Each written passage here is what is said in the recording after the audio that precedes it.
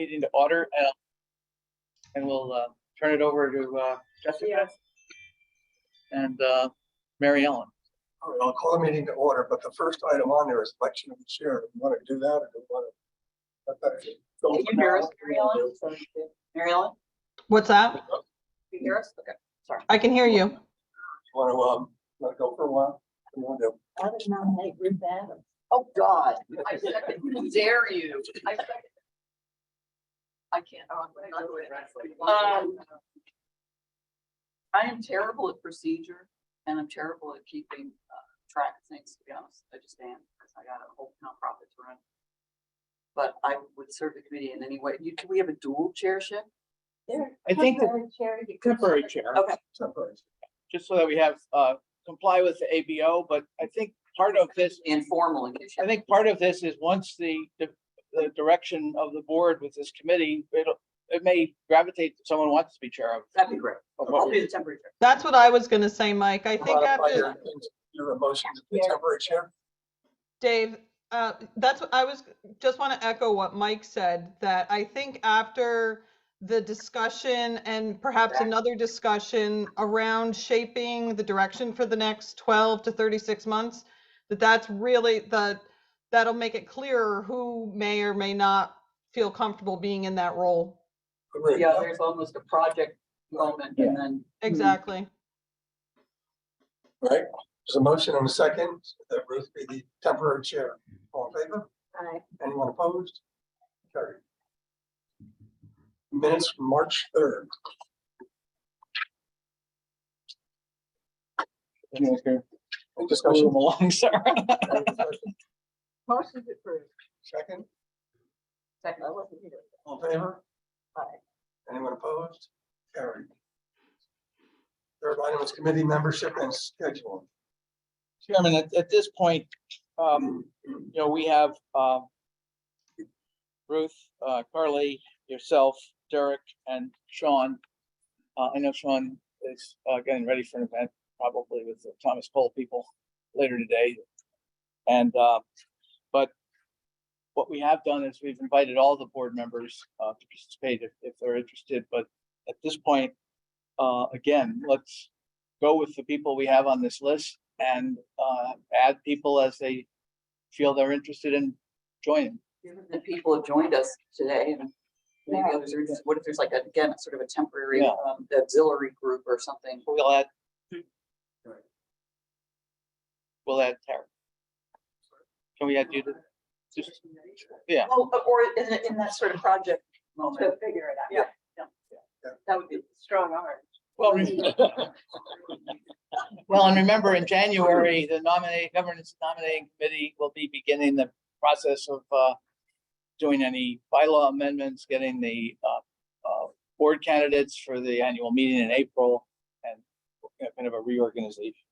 And we're also not going to look into having this committee have members outside the board. Yeah. correct. Try to draw some members. Thank you. And item 4 then is strategic planning. Mary Ellen's gone. She moved. Oh, my dear. I think you're up. And Lisa, are you All on the phone and the, okay. I'm not on the phone. I'm only on my cam here. I was just wondering if first we can identify everybody in the room with quotes, because I know some people are on phones versus Zoom versus in that physical room. So if we could just identify everybody so I know who's here. Want to start? Okay. I'm going to turn it just this once because it gets probably busy, but just so you can see. Thanks, Jess. Including staff. Sarah Day. And Riley sit in if she gets up to the Getting phone. extra. Okay. Lisa is over here as well. Hi, Lisa. Yeah, in the background. Hi, Mary Ellen. Carly Drummer, President of Columbia Green Community College. Hey, Carly. Martha Lane, staff. Ruth Adams, board member from Ardomine. Chair. And new committee, temporary chair. Committee chair. Dave Finger. Sarah Sterling. Andy Howard. Mike Tucker. Jessica Gabriel. Well, that's really close. And Michael is on the phone. Yeah, Michael Malinsky's on the phone. I see Michael. Yep. Hey, Hi. Michael.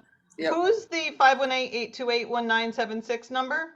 That's the computer that I was just Yeah. spinning in a circle. Okay. That's the office number. All Oh, right, that's great. a phone number.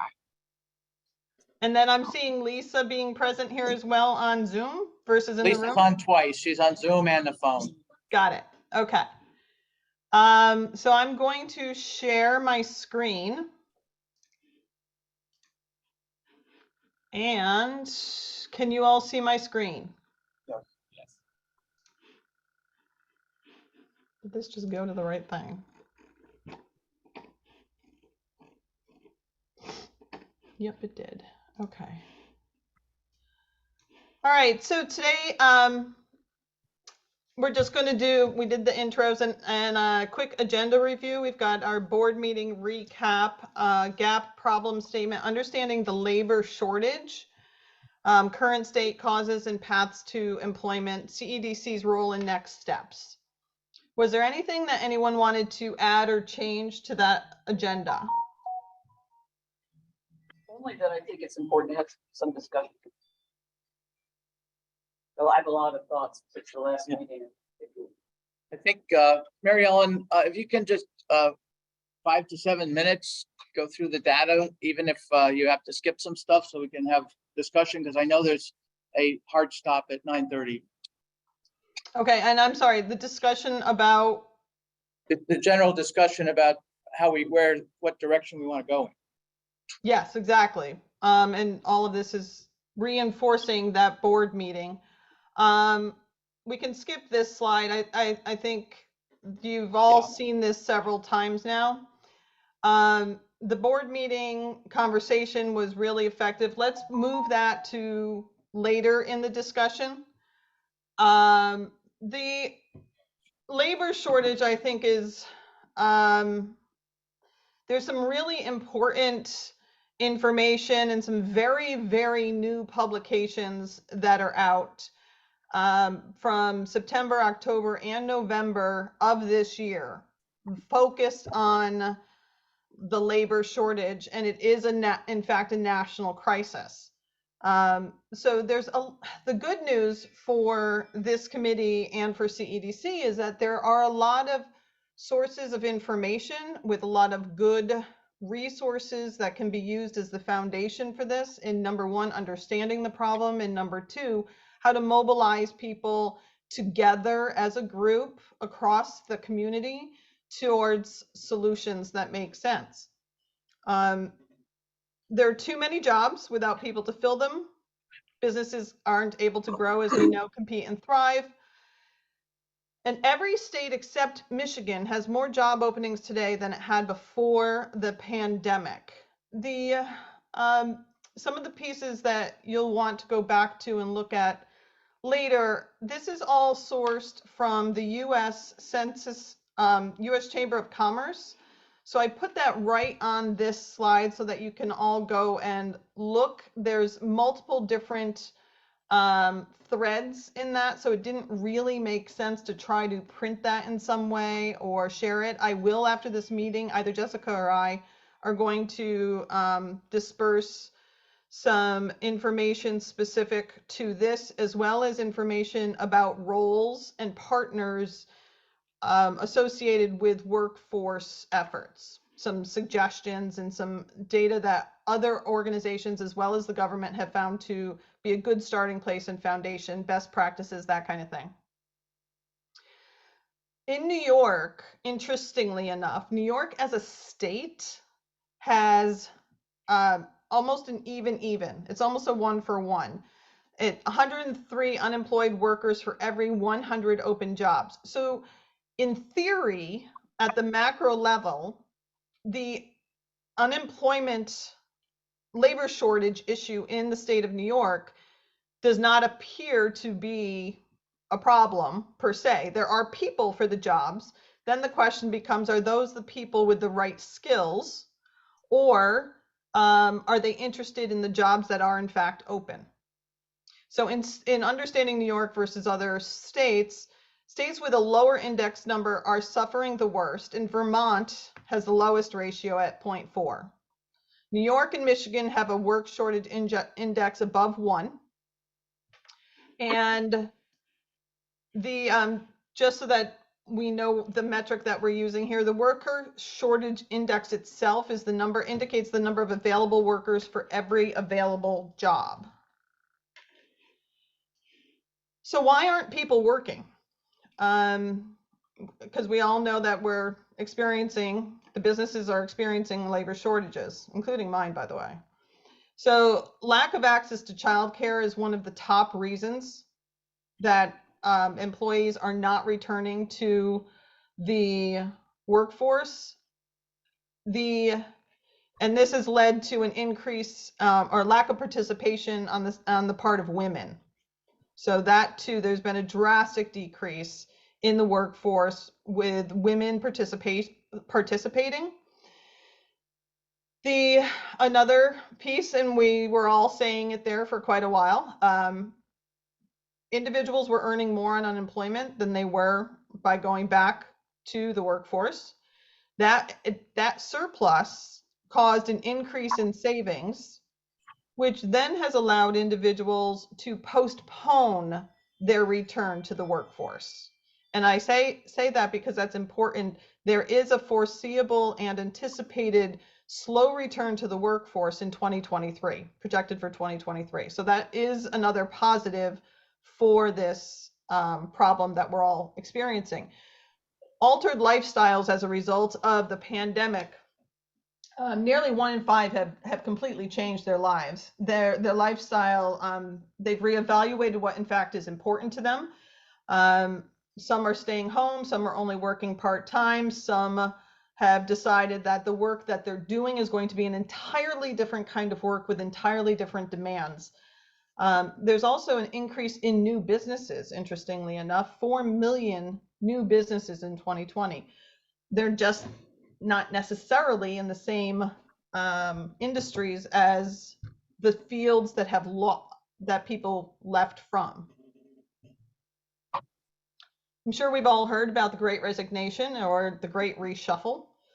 Hiring continues to outpace those who have quit their jobs. And workers are saying they are quitting because the pay was too low, no opportunities for advancement, and childcare issues.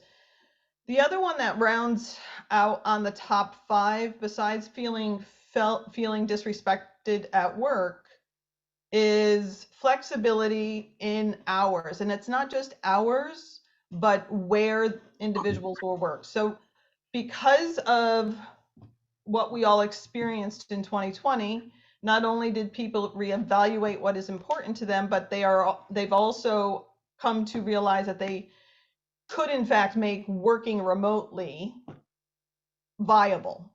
Now, that doesn't necessarily mean that employers are in agreement with that, but that's how employees feel. I'm going to have Jessica talk to the next 2 or 3 slides. So now we've gone from the national level to understand that this is going on. Then we talked about the state level, and now Jess will talk about the county level. All of this to say there is Columbia County is not alone in this problem. So thanks. I think so. You'll notice if anyone attended the Skilling the Gap, these are taken from Patterns for Progress's presentation, because I think he really hit the mark on thinking about one from the employer's perspective and the employee's perspective. You know, CEDC, we're really needing to focus on what is the employer's position and what are they struggling with. And to do that, you sort of have to understand then the employee. So really what Patterns for Progress outlined were some challenges on the workforce: housing, childcare, as Mary Ellen mentioned, debt, and demographics. Those are sort of that reoccurring conversation that we're continuing to hear about. Those are the topics that rise to the top.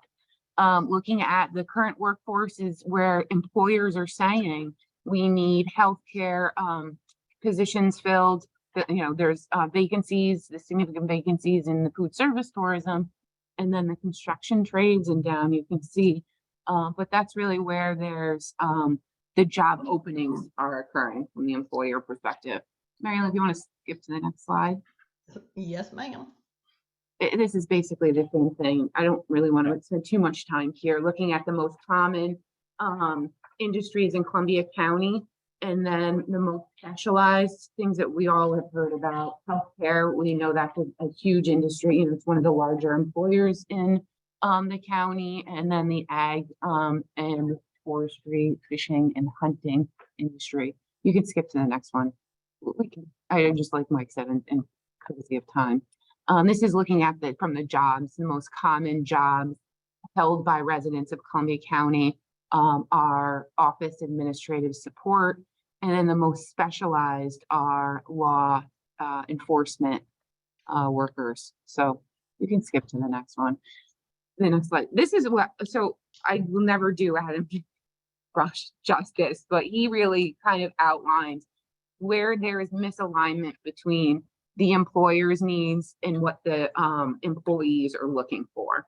And so the biggest thing that I found when he was talking was that made me really think about, from CEDC's perspective, what can we do, or what is even appropriate for us to do when we think about this misalignment, and what sort of, where do we go? And I think that's what I would think this committee would think about and sort of start to outline, is what's relevant. How do we address this? What's our role in any of these topics? You can skip to the next one, Mary Ellen. So, and one of the things, although we've gone very quickly, and that tends to be typical in these meetings, I highly, strongly encourage everyone to go back to review this data in more detail so that you understand it.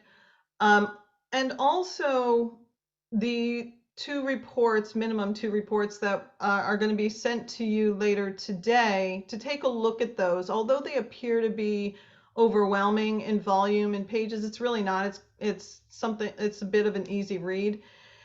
But solutions become apparent as you work through those documents. And I think the really good news with these reports and the latest data that is out is that the picture is much clearer than it was 2, 3, 5 years ago. So definitely please take the time to go through and take a look at that. I'm certainly available, as is Jess, to talk about or clarify anything as you're reading through it, or bring it back to the committee for discussion. And all of this is to say that misalignment is a major issue. And some of the things, what are some of the things that have elevated and become apparent as to what employees are looking for? Just in the simplest boiled down terms, flexibility is at the top of the list. So the option to work remotely, 3 and 4 are strongly opposed to jobs that require them to be in the office full time. So that lines right up with that reevaluation of life priorities, staying home, evaluating how time is being used, whether or not it's spent on the roads or in a home office, and then taking care of things in between. About half of the unemployed are not willing to take any position that doesn't offer opportunity for remote work. This absolutely can become an issue in looking at positions that simply don't afford any flexibility, but there is an opportunity for positions that could potentially offer some flexibility. We really have to get moving through these, because there's a lot of discussion pent up here, and if we can just do the headlines and I move forward. appreciate that, Mike. Some solutions to consider in addition include quick hits, such as working parent support or flexible scheduling, as I hit on. And then there's other ideas and so on that in the reports, they provide a roadmap on how to implement, assess first, and then implement some of these other solutions. this isn't the one. So digital safety are just some other attractive benefits to the younger generation. Nutrition and fitness programs, outreach, and pet benefits. Thinking out of the box is really the message with that slide, as well as some of the other information. And how to move forward. What is CEDC's role? And what organizations are needed to move forward in a structured way over the course of the next 12 months? I think we've demonstrated, thank you, Mary Ellen. I think we've demonstrated that we know who the partners are. I mean, we have been working, I've got a list of 9 pages of partners in workforce and education, both at the county, the region, and the state level. In most cases, we know all these people. I think when you look at this and the things that were pointed out, many of these are difficult when you have a business of 10 or less people, and 75% are be very difficult for us to operate effectively with half the staff remote. So I think that it's going to be a balance as to what employers can do to still be efficient, and how we can help employers work with all of the people whose job it is to do training and education and workforce, so that we're basically trying to be the facilitator between these two groups without owning either. A lot about the last meeting and you talking about being a convener and bringing parties together, and what you're doing with the housing committee, the idea of bringing all those partners in as advisors. And I wonder if there's if that's a template for this initiative as well. So one of the things about Hudson and Columbia County and the Hudson Valley, it seems to me, is that we are positioned to be we're on a frontier, right? We're in a problem spot, but we're also surrounded by the most interesting economic drivers and communities. I mean, it's kind of incredible. So there's a lot of opportunity, and I think we're always just kind of figuring out how to motivate that and how to make it happen. But if we were to have a committee that included those kinds of partnerships or advisors, as you put it, for the housing one, of all the people working with youth, for instance, in the county, and have, again, this sort of in-between time, this project space where we bring these people together and let's go to them and say, what is this data that Mary Ellen's giving us? We all know, we've read it, we've all heard it. How does it filter through the partners here, the advisors here, the people working with kids here? And what does that mean? I mean, this is real stuff. Like people, the youth in this town are struggling already with incredibly problematic, tough issues. Right? How do we live as a Black community in one of the wealthiest small towns in the Hudson Valley? There's so much going on. I just feel like getting people together and talking about it openly, sort of listening, really, not even talking, just listening, is a beginning. One thing that pops out to me, and part of it was the people's desire to work remotely, work from home. I see that, and then I also look at this with the job seekers' desire training in digital skills, Microsoft, and technology, which are all keyboard stuff. They all want to sit behind a keyboard. Both the people that want to work from home and these jobs that they're looking for. If you go over to what the employers are offering, we need CDL drivers and laborers and nurses, and we don't need people behind keyboards. It's a whole cultural thing with these kids. I've got one grandson, and that's all he does is sits there on his computer, his phone, all the time. And so that's the jobs they're looking for, and there are no jobs there. Right. I think to add to the misalignment is some things that Mary Ellen pointed out about the desire for flexibility, the desire for, I think you mentioned, pets in the workplace or working remote. The jobs that are available that the employer is pointing out, those aren't relevant, right? Those are not benefits that you would make available in that. Pill to swallow, I feel like that sometimes. I have both a son that's young who grapples with a lot of the depressive feelings about the future and what does it matter and this and that. And then I remember when he went away to like a boarding high school and there was like pets in the dorms. And I was like, what? What is this? You know, I thought I was very progressive about everything, but I was like, you can't bring it into the classroom. Like, what's going on? But then now I am actually an employer that allows pets into my business. And guess what? It's hard for me. I don't really like it. It seems soft and all these things. But rather than lose an employee, it's hard. But at the same time, it's like you have to not be like the master builder and like, well, this is the way we do it. And, this is, and everyone has to take a hit, I feel like, and just allowing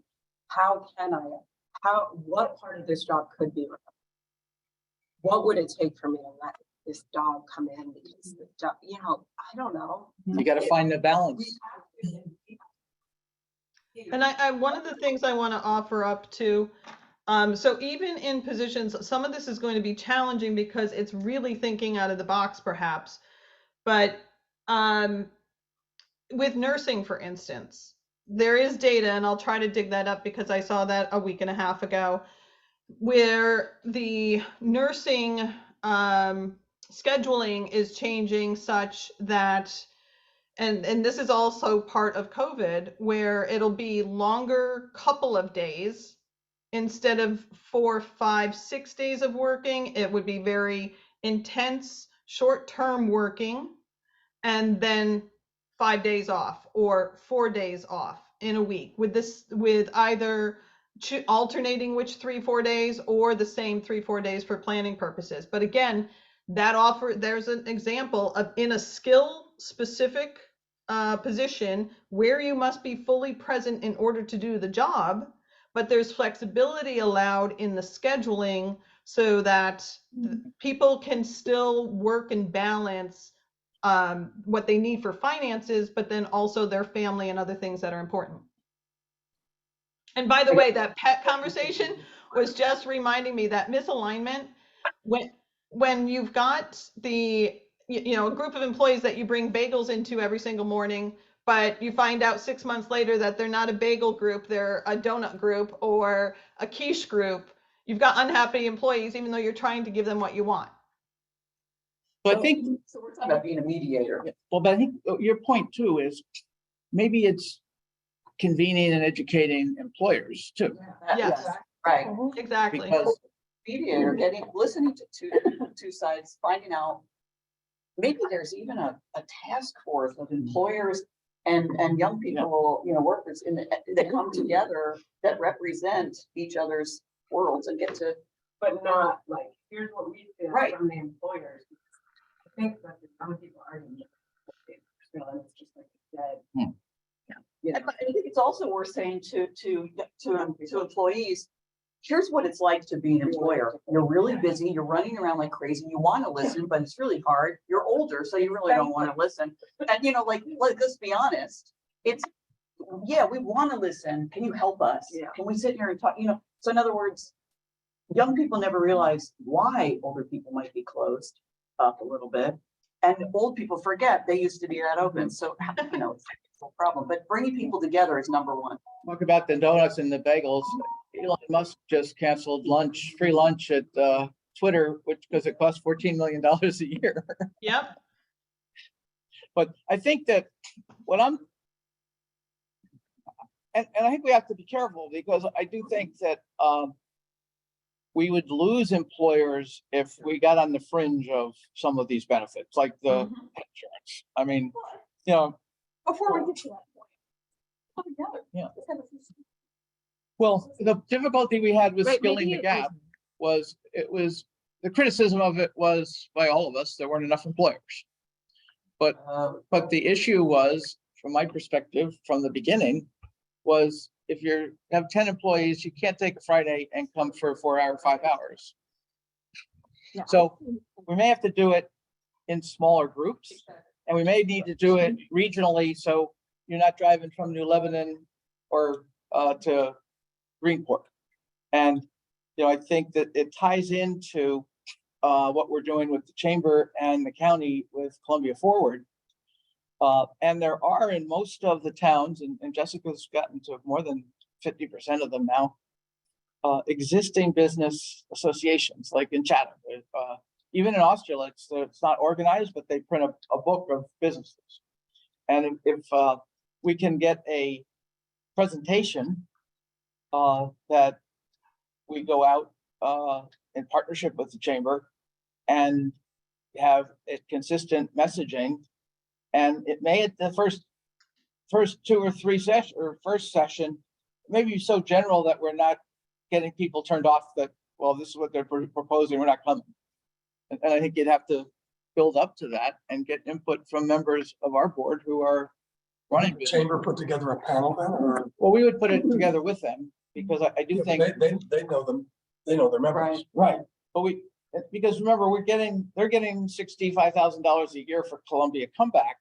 And they're going out and meeting with the supervisors about businesses.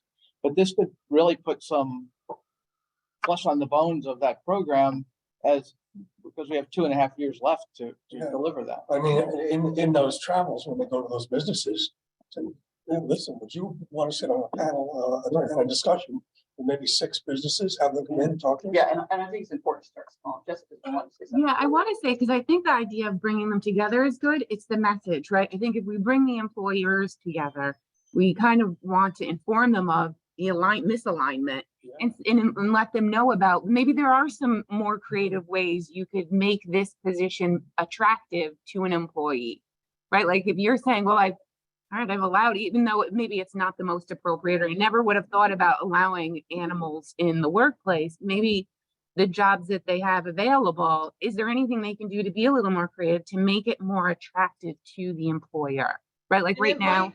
To Jessica's point, it might not be the ideas that, I and Jessica and some of us are discussing right now, but the idea is to stimulate that out of the box creative thinking, to think, okay, how can I possibly do this differently for my work environment, for my employees, because I need to attract new people.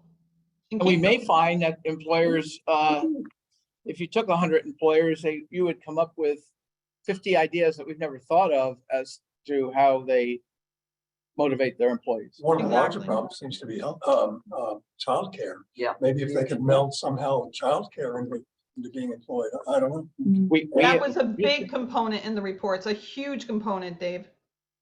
We used to run the driver's ed class after hours with food, and they got 10% off their car insurance.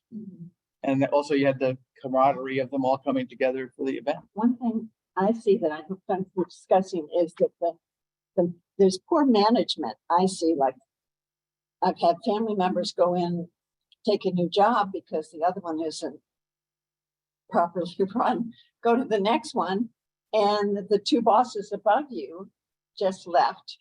So you got total new management, middle management there, doesn't know what they're doing. And you're sitting there as an employee, not being treated because nobody knows the company, knows the company policy.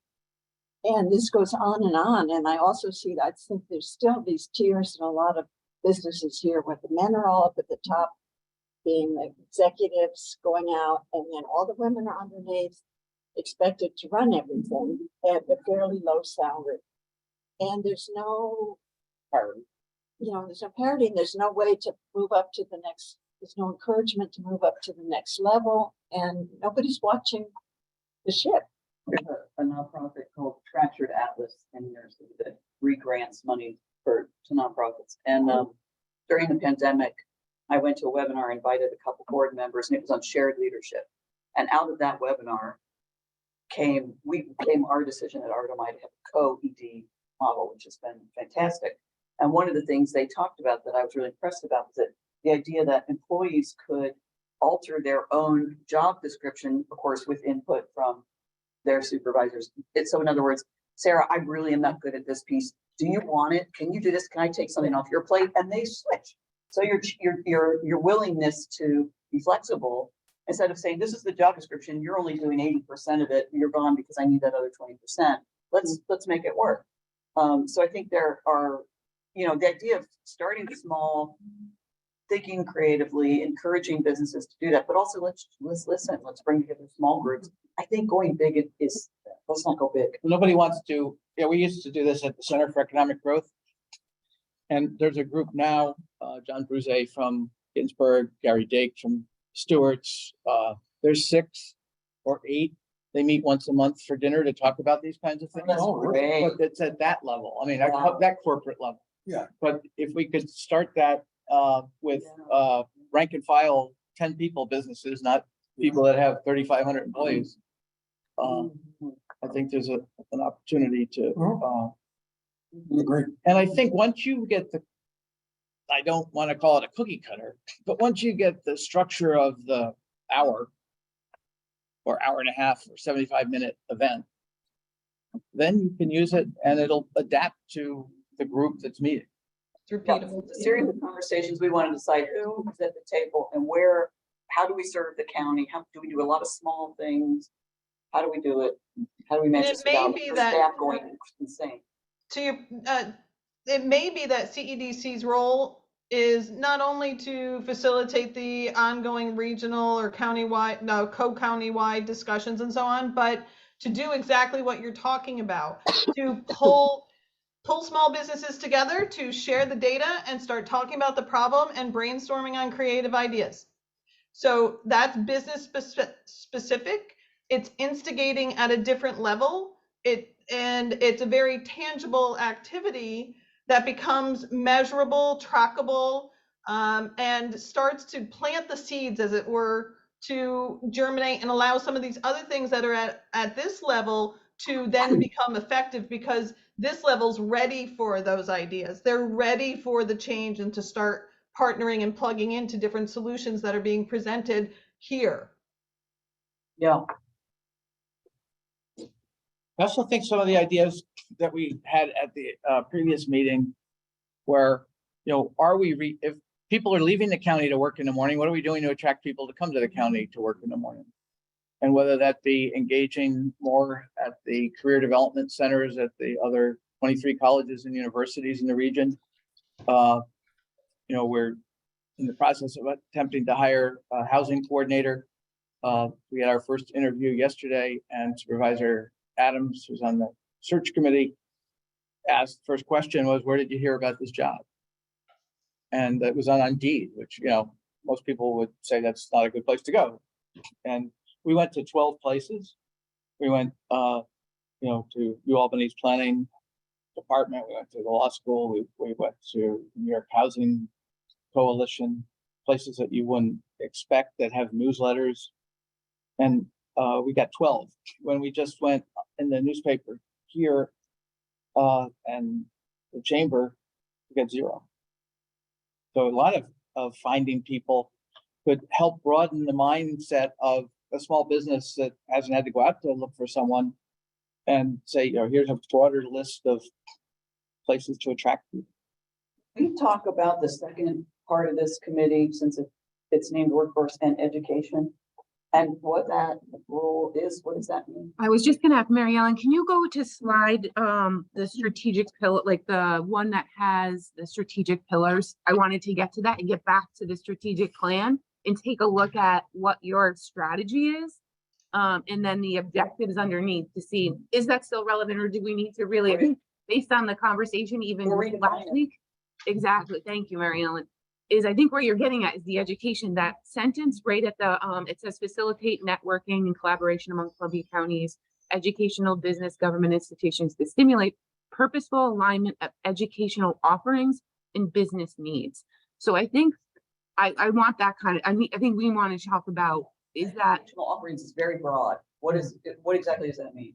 Well, and not only is it broad, that last part there after the preposition of educational offerings and business needs. So the activities have really been focused on educational offerings. Some of the data and the information, which should not be lost, because it is an important component, and we know that also from the data, that from a skill perspective, there's definitely a mismatch.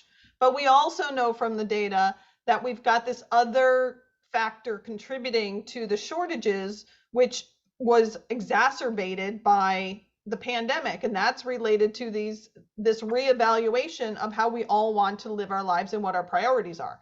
So even the wording of this objective doesn't gear your activities as a board toward the second component of this. So now we have an understanding from the data of two particular needs. The way this is worded, we're focused on educational offerings. And there's really two components of education. One is K through 12 and one is Right. College, either 2-year, 4-year, or certificate programs, or the mini, what do you call those? Micro credentials. And, you know,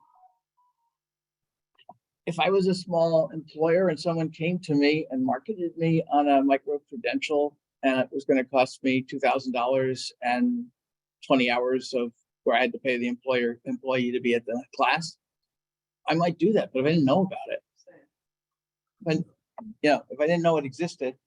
We also looked at doing a joint hospitality training program, but what we discovered was there was a tension. Was it for people who had never worked in the hospitality business, or was it for people who wanted to go from one level, entry level in the hospitality business into a higher level? Because they were two different training programs. I'm going to ask the question out of complete ignorance.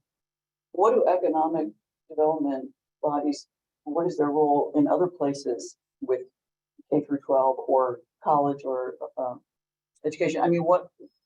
Well, I think what we have previously been a facilitator, a coordinator, but there are so many people in that space that have specific, you know, whether it's Questar, whether it's the 6 school districts, whether it's the college, whether it's the workforce board and the New York Work Center. There are people who do this, are working on these pieces every day, but how can we help them communicate with the businesses? Right. I mean, you see what we've done and how does it balance and what could we do better? We don't talk about offerings, talk about curriculum. And we have advisory committees for every one of them. And they meet and we try to get information about, you know, what is it that you really need? Because we can't offer a program unless there's a pipeline. So I hear all the time, you need to have a program in hospitality and tourism. Where are the jobs? How many people are we going to train who get the family sustaining wage in a year? That's the whole thing. I can't go to state ed and say, we need to offer this program because there's an incredible demand in Columbia and Greene County, because there isn't. As you've always said, Mike, you know, what is it? 70% of our businesses have fewer than 10 employees. So we've got that issue on the one hand. And then on the other hand, we have students who are completely what I call adrift. They have no idea what they want to do with their lives. So we scoot them into what we call individual studies and hope that they can find their passion. We try to help them find their passion along the way. It's not easy. It's just not easy. And I don't know whether it's because there are so many options available to young people now. And like when I was growing up 100 years ago, women were librarians, nurses, teachers. That's it. And secretaries. Yeah. I graduated secretary and stuff was that was, you know, that's kind of on the downside, but you're right. Yes. But so what we're trying to do is maximize, you know, the programs that we have that are really doing well and add those micro credentials so that, you know, So recognizing that you're doing those things and others are doing those things, what role can we play to be helpful? And maybe it's a roundtable of the people in the educational delivery system that tell us what we can do to help. the most, what employers need, soft skills. Soft skills. Really? Yes, it's soft skills. Including making change. Including making change. Don't wear flip-flops to the office. Right. The other thing that we're hearing now more and more is, you know, back to this digital piece. You know, we are part of Achieving the Dream, which is a very prestigious network in the United States for community colleges to help our underserved populations. We are in the cohort Building Resiliency for the Future of Work, and it's for rural community colleges. And it's focused on preparing students for the digital economy, quote unquote. And we first started this project with Achieving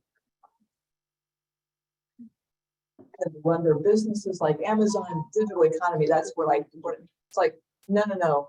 It's teaching, you know, students, you know, to Dave's point about his grandson. It's like, your son knows those devices. Does your son know how to get on the computer and run an Excel program? Right. That's the question, I because thought of that too. we hear all the time that students today, yeah, they're on their phone, they're on their iPad, but they're learning the wrong things. So when you put them in front of a computer, they have no idea what to do with it. So employers expect our students to be trained in Microsoft, be trained in Excel and all the other program platforms. Not YouTube. Yeah, not YouTube and not TikTok, right? So that's our challenge. And then with respect to the, you know, working environment at the college itself, you know, we have another big, you know, I don't want to say obstacle because that's negative, but we are a union environment, and we can't offer remote work unless the unions agree to it, because it's inequitable for us. You know, not every job at Columbia Green Community College can be done remotely. In fact, most jobs at Columbia Green cannot be done remotely. So, you know, there's that. Now, I don't think that affects too many businesses in Columbia County. I think it would be the hospital in Columbia Green. Like, is Ginsburg's unionized? I didn't think so, but I don't know. So that's another topic, but I just wanted to throw that out there. From what we've been doing so far, how much are we, where could we reallocate our efforts to be more helpful? Yeah, I think having these conversations like you suggested regionally, you know, I think skilling the gap. Time is, you know, incredibly is our worst enemy for all of us. So, you know, taking the show on the road, going to, let's say, Austerlitz. I know we'd have to work with Bill Gerlach to figure out, you know, how to get the show on the road. Well, we go to the town hall and, Go to the town or go to the school. invite people to come together and have conversations. And One of the things we did early on was we had our intern take the chamber's 700 business list and divide it out by school district, so that you were matching the businesses to the school districts in which they were paying taxes, so that you were in a situation where, you know, they might be willing to support a booster program or a backpack to teach students how to use video cameras, or, you know, but they had more of a local interest than, oh, that job's in Hudson, or. That's one, something to chew on. I think that, going forward, however long this process we're looking at, I think it's important to consider,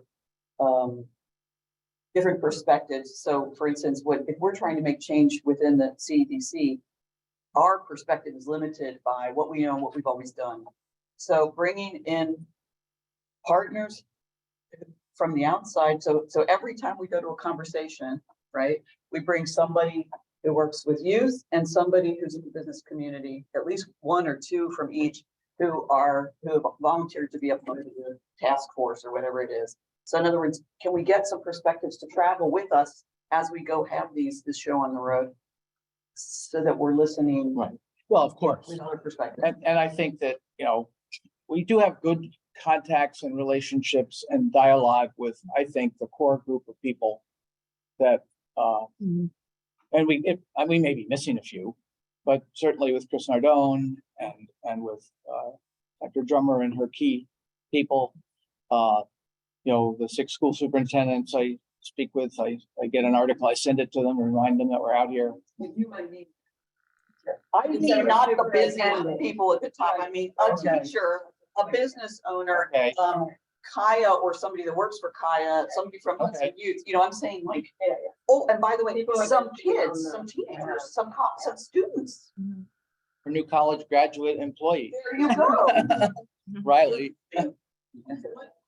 You know, with childcare, and I'm really excited about this. The college is partnering with Family of Woodstock and Workforce New York to bring to families how to start a childcare business. And it's, we'll see what happens with it, but it's a wonderful step in the right direction, for people to be able to open up their homes, take in 3 or 4 kids. Yeah, the bill. Yeah, that's it. I That's it. wondered what that. Yeah, that's Your neighbor. yeah. So we just announced it publicly yesterday. So see what happens. But with Chris Nardone involved, it's going to be successful. I think. One thing amazing. I would throw in too is that Hudson just did this 40 under 40. I was so amazed at the talents that are here. As Mike knows, but I think that group was is people to talk to Yeah. because they all got it together. Well, I think, one of the things we could do is invite that group to come for a dialogue with us. I used to do that when in Albany. I would invite them to the Albany Institute, and we would honor them for being selected. And some of them had never been there. And I think one thing Mary Ellen can help us with is keeping on, we need a structure, a framework, right? Like, how long are we going to do this? What's our goal? How much time can we spend on it? And how we make sure partner. that you have specific tasks that are like assigned to CEDC or outlined as part of the strategic plan, that then we can attach sort of metrics to that we can. Exactly. And by doing that too, we can't control what other organizations are going to do and do their measurements and so on. But by having some tangible components to this that are actionable for CEDC specifically, as an organization, it becomes much more trackable, and the metrics become more specific, that it all just rolls right down. I think some of the things that everybody's been struggling with over the last 6 years or so is being only a facilitator and being primarily in that role. And I think that these conversations have really started to illuminate some ideas that are specific to the business community and things that translate to things that CEDC can do and take action on. So it changes that view a little bit. I just had one other thought. We talked about it a little bit at the overall board meeting, and I'm wondering if this is maybe an end game of all of this. So you instruct the employers, you educate them, you let them understand, look, to be competitive in this market, you need to be a little bit more creative. Okay, so we do all of those things. For the goal ultimately, obviously, is to have jobs here in Columbia County for our employers. I know there was a discussion. Is there some, if it's not CEDC, is there some other mechanism to have a more county-based, job listing site? Because you look at the list, like, people need drivers, they need administrative staff, they need nurses, as opposed to your typical small business person is going to just put it on Indeed, and then what are they going to do? They're going to pull somebody from East Greenbush. So we're not really, you know what I mean? Like, maybe they'll learn those skills and then they'll use that to market. But for some businesses, they don't have the ability to do that, number one. And then number two, if we go through all this, ultimately the goal, right, is to have Columbia County residents, or yes, bringing people in to come here and work. I don't know if I don't know Well, I where think- we get that. I think but- we get it by helping to bolster the chamber's job board. Okay. Because, and I think that, and whether there's some simple software out there that would allow that to be more automated so that, well, but if we market it and advertise it, Right. I didn't know they Not had many it, right? people use it. It's like the Register Star. I mean, Register Star is so expensive. Nobody buys the paper to look in the want ads anyway. And what they have listed is nothing. Chamber Do has. you have to be a member of the chamber in order to have your position inventoried on there? I think so, but that's why we might have to work with them to, Yeah, there's an example in Albany, it's called Gannon's List. And Peter Gannon set it up as a private sector thing, and it's basically jobs like mine, association jobs. And he charges $100 a listing. And it's for, 2 to 4 weeks. And I think we would work to set it up so that it may be a revenue source for the chamber and a lead for membership, so that they would, if you're not a member, maybe you get a discount if you're a member, so it encourages you to join. yeah, So I think- that's excellent positioning. I think it could be set up so you wouldn't have to be a member, and it would be marketed a little bit independent of the chamber. Maybe called Columbia Job Board or Columbia County. So But they host it. they host it. I mean, in an ideal world, it seems like, the chamber's got somebody who's grabbing every job. There's some kind of Google alert or something. They're grabbing every job in Columbia County that's been advertised and they're sticking it on there. Like Yeah. something I wish something like that existed. Well, Workforce New York does that. Does that. Yeah. that's okay. Workforce With New York has with my every- facilitator hat on, I'm just going to point out that it's 9:31. I heard hard stop earlier. I don't know how Right. hard is. Just so you know, I just did a Google search for Columbia County, New York jobs, and up comes all these sites. So I clicked on one of them and said, what kind of job, where? I clicked housekeeper, Hudson. Up came, I just lost it, for the hospital. There must have been a dozen of them in here. So, I mean, it's not that hard to find. And creating a new list is maybe an idea, but there's lots of them Yeah. out there. Well, we should talk to Chris Nardone, because if they're doing that, maybe maybe all the partners start marketing Yeah. what's out there. And last week, Workforce New York had a career fair. And of the attendees, not hardcore employers, CMH was there, but pretty much. When for 2.5 years, we did a job fair with the college, the newspaper, and the workforce office and ourselves. And, you're getting nursing homes from Rhinebeck. Anchor Green County was there and CMH, those were the two, Private sector. the big. I was shocked, to see that there weren't more, in persons there, some, but it was limited from the people who were attending. Just real quick, instead of hiring somebody to do all that looking around, find jobs, hire a computer engineer to create a program, do a web crawler, and then it's a higher upfront cost, but then it pays for itself. You fill out the form and it goes right onto the system. The one other thing I'm just going to throw into the pot here as a positive, as I'm sure we're getting to the end, the issue associated with people leaving Columbia County to go outside of the county for jobs. The data also shows overwhelming that one of those reevaluations in the life priority stuff was that people want jobs closer to home. So even the people who are traveling out, if there is a way to identify what jobs they're traveling out for, or the level or type of position, even in a category, not necessarily job specific, that could also help us better understand how to attract those individuals to stay in Columbia County. People want jobs closer to home. Be interesting to have a site that was workers marketing. Some sort of site that markets workers. So I'm Jimmy and I live in Hudson. And this is what I'm good at. New York City, my interest, and this is what I want. So you're like reverse. Andrews live. Yeah. It's like a flip, So right? businesses can go on there and kind of I scan. think I've seen that on next door. For workers, I mean, for employers to look for employees. When I was really young, I was looking for a house and or a rental, and I just kept coming gross place after gross place. And I was so distressed that I made an ad that said, I'm this person with all of these great things, and do you have any apartments for me? And so many people got in touch with me, and I got a great place. Right. Yeah. They worked. I told you. See, Advertising.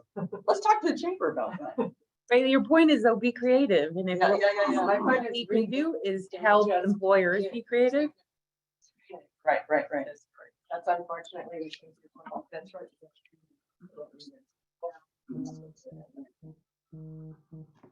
25 words to 50 words. Oh, yeah. Click the, Oh, I feel like it's reduced. No, you're absolutely right. By the way, the flip side, the flip side of what I just said too made me think that also begs for affordable housing and the infrastructure within the Right. county. But that just shows our interconnectivity with the goals and objectives and the pillars and how they all pull together. and I think the most fascinating thing that Adam told us from the patterns at Skilling the Gap about childcare was because of the 4-year-old federal program preschool. By taking that out, it's made the business model of childcare unsustainable because they were subsidizing the infants and the toddlers.